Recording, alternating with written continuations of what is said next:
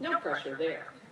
But before you do go out and make things a whole lot better for all of us, I want to suggest 3 guideposts to look for throughout your life.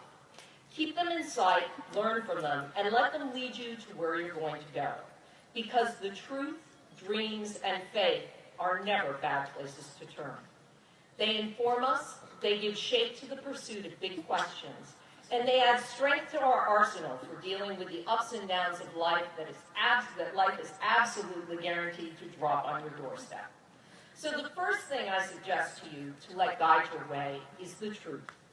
We are a society that today is better educated than ever before. We have more information available to us than ever before. And yet we are bitterly divided by what we choose to believe.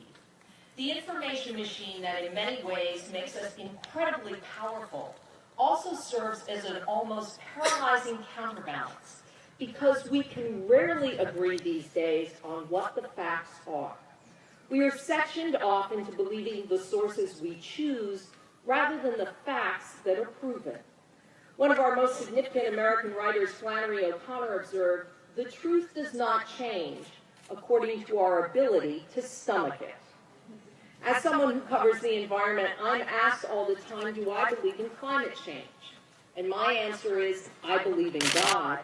Climate change is science. And if we go to Webster's definition of science, we see that it's defined as the state of knowing. Knowledge is distinguished from ignorance or misunderstanding. And here's what the science tells us. The last 3 years have been the hottest since record-keeping began in 1880. The Arctic is warming twice as fast as the rest of the Earth.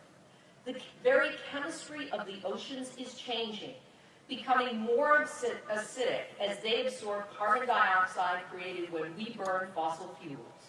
Growing zones in this country are shifting north, and fish stocks in the Gulf of Maine are moving north as well, in search of colder waters. We know the climate is changing. We know that adding more carbon dioxide into the atmosphere warms the Earth. These things are true. They can be measured. They can be proven. Where climate change may take us is certainly open for debate, and what we should do about it is open for debate as well. But what can't be debated is that it is happening. It is a fact. It is the truth. The truth allows us to move forward, to solve problems, to take action, to develop a foundation for growth. Pursue the truth relentlessly, and life will never be boring. It will be frustrating. As O'Connor suggests, it will be uncomfortable, but it will give you meaning, and Lord knows we all want meaning in our lives. The pragmatism of the truth is what allows us to dream. When anchored in reality, we're free to let our spirits soar to the outer limits of our imaginations. Now, I know that many of you are sitting out there with big dreams. You want to change the world. You want to create works of significance.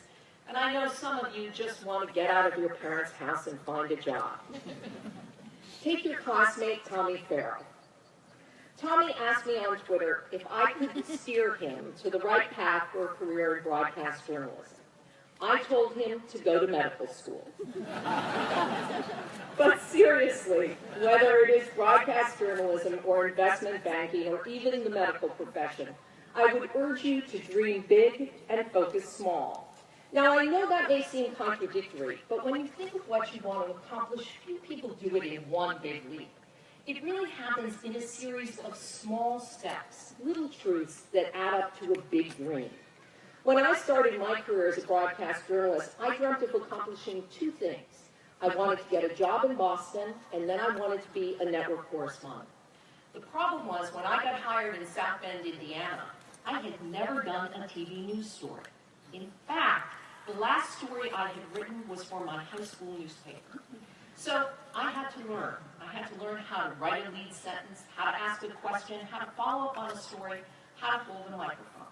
Covering City Hall in South Bend, I was a very, very long way from my dreams, but I was still taking the small steps necessary to ultimately cover that distance. Take those small steps and learn, keep your focus on the bigger goal, and you are going to get there. Look at the example we see today in Pope Francis.